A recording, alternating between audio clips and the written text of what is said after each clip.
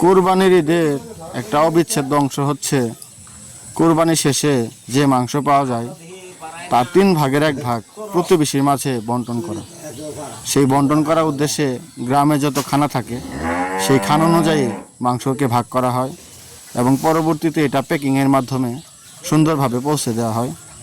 তো সেই উদ্দেশ্যেই প্রতিবার কুরবানি শেষে আমাদের বাড়িতে সবার মাংস চলে আসে এবং আমাদের বাড়ি থেকেই বন্টনের ব্যবস্থাটা করা হয় এবং দিন শেষে সবার বাড়িতে মাংসটা পৌঁছে দেওয়ার ব্যবস্থাও করা হয়।